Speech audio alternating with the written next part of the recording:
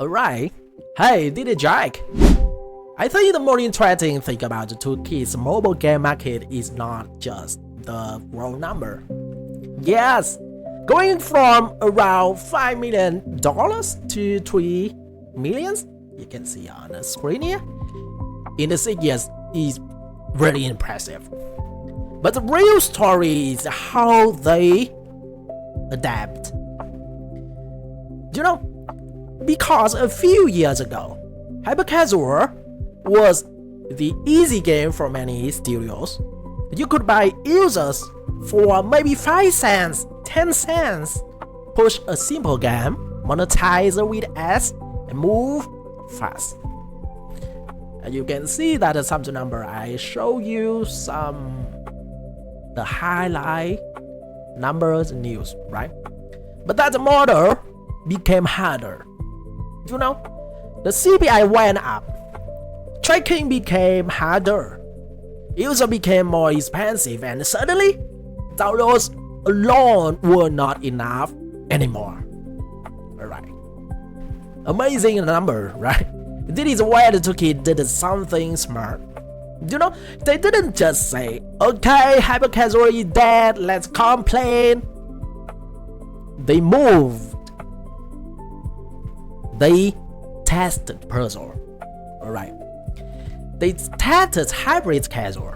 Some team even started looking at strategy and for time, you know, and to me that is a key lesson for today. Alright. But you see some interesting thing here with the bigger title with the name only. So where is place for a small studio? So we should think differently. The angle, right? They were not only building for the market they had, they were preparing for the market that was coming, and this is something Vietnam studios should really think about. Alright, because today a lot of teams still look at what is working now. What game is scaling now, what creative is getting cheap CPI now. And you can imagine it is easily to use the tool Add Intelligence, and you sort, you filter the top game in the puzzle game, and then you can see which one is the top. Download which one is the top creative that we call winning creative. Right. But if everyone can see it, maybe you are already late. The better question is, what will work when CPI is no longer cheap? What will work when players expect deeply gameplay? Alright? Mod stereo? I don't say all stereo, right? Mod stereo? They chasing for gameplay for very short time gameplay, like a D1, D3. For the long list is around 7 days. So what will work when your game needs retention for 30 days, 60 days, not just day one? That is why 2K studios became strong. Not because every game was super original from day one, but because they understood business very well. To be honest, they understand business very well. Look at as numbers. They improved fast. The new UA, retention, LTV, monetization, and light ops were not separate things. They were part of the same machine. And another important point I would love to share with you that investment followed success.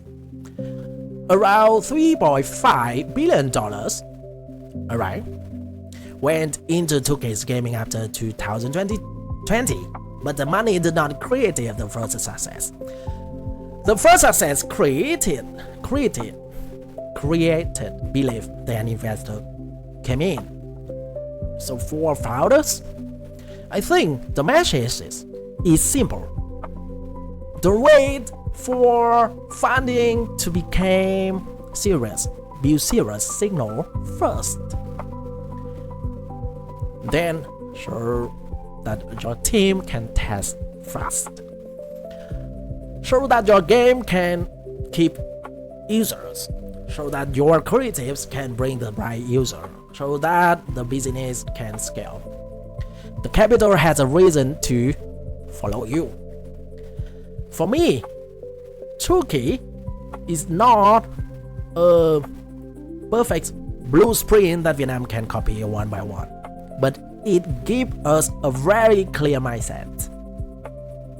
Alright. Don't get too comfortable with the model that made money yesterday, because the next wave usually belongs to the teams who start changing before they are forced to change. So, based on the AI industry right now, and the community and the knowledge that we can learn really fast, but we should change the mindset first. Alright, see you.